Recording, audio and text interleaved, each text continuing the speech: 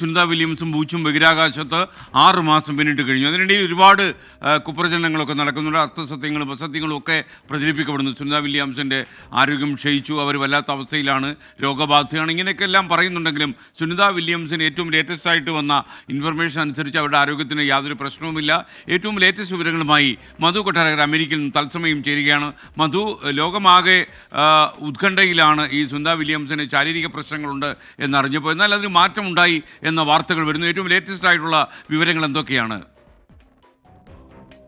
SKN ഇത്തരം വാർത്തകളിൽ ഒട്ടും ആശങ്കയില്ലാത്തത് സുനിത വില്യംസിന് മാത്രമാണ്. അത് സുനിത തന്നെ നേരിട്ട് വന്ന് പറയുകയും ചെയ്തു. ഈ അടുത്ത കാലത്ത് കുട്ടികളുമായിട്ട് സംവദിക്കുമ്പോൾ ജൂൺ 5-നാണ് ബുച്ച് വിൽമോറും സുനിത വില്യംസും ഈ ബഹിരാകാശ ദൗത്യത്തിന്റെ ഭാഗമായിട്ട് അവിടെ എത്തിയത്. 6 മാസം ഇപ്പൊ ഈ കഴിഞ്ഞ വ്യാഴാഴ്ച പൂർത്തീകരിച്ചിരിക്കുകയാണ്. ബഹിരാകാശത്ത് 2 മാസം കൂടി ഇനി അവിടെ കഴിയേണ്ടി വരും. ഈ 2 മാസം കൃത്യമായിട്ടുള്ള ഒരു ഡേറ്റ് നാസ പറയുന്നില്ല. ഒരാഴ്ചത്തേക്ക് മാത്രമായിരുന്നു ഇവർ രണ്ടുപേരും അവിടെ പോയിരുന്നത്. തുടർച്ചയായിട്ടുള്ള എഞ്ചിൻ തകരാറുകളും അതുപോലെ ഹീലിയം ചോർച്ചയും ഒക്കെ ആയിരുന്നു ഇത്തരം ഈ പ്രശ്നങ്ങൾ, ഈ യാത്ര മാറ്റിവെക്കേണ്ടി വന്നത്.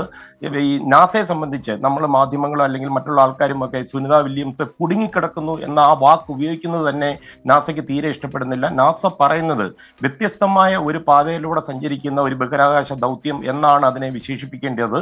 ഈ ബോയിങ് സ്റ്റാർലൈനർ തിരിച്ച് ഭൂമിയിലെത്തുകയും ചെയ്തു. ഇനി സ്പേസ് എക്സിന്റെ ഡ്രാഗൺ ക്യാപ്സ്യൂളിലായിരിക്കും ഇവരെ തിരികെ എത്തിക്കുവാനുള്ള ശ്രമം നാസ ആരംഭിച്ചിരിക്കുന്നത്. പക്ഷേ ഇവിടെ ശ്രദ്ധിക്കേണ്ട ഒരു കാര്യം, ഈ ഒരു മേഖലയിൽ മത്സരിക്കുന്ന 2 കമ്പനികളാണ്. ബോയിങ്ങിലാണ് പോയത്. തിരികെ ഈ സ്പേസ് എക്സിന്റെ ക്യാപ്സ്യൂൾ വരുമ്പോൾ സ്പേസ് എക്സിന്റെ സ്യൂട്ട് ഇട്ട് വേണം തിരിച്ചു വരേണ്ടത്. അതൊരു ബോയിങ്ങിനെ സംബന്ധിച്ച് വളരെ നാണക്കേടുണ്ടാക്കുന്ന ഒരു കാര്യമാണ്. തന്നെയുമല്ല, SKN സുനിതയെ സംബന്ധിച്ച് സുനിത വളരെ എനർജറ്റിക് ആയിട്ടുള്ള ഒരു സ്ത്രീയാണ്. അവിടെ ലെറ്റസ് കൃഷി വരെ സുനിത വില്യംസ് ബഹിരാകാശത്ത് പരീക്ഷണാടിസ്ഥാനത്തിൽ തുടങ്ങി. തന്നെയുമല്ല, ദീപാവലി ആഘോഷങ്ങളിൽ വൈറ്റ് ഹൗസിൽ ജോ ബൈഡനോടൊപ്പം സുനിത പങ്കെടുക്കുകയും ചെയ്തു. സുനിതയ്ക്ക് ആരോഗ്യപരമായിട്ടുള്ള യാതൊരു പ്രശ്നങ്ങളുമില്ല.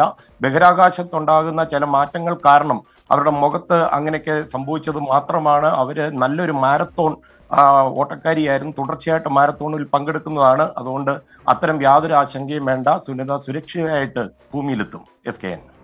Okay, thank you Madhu Kottarakkara.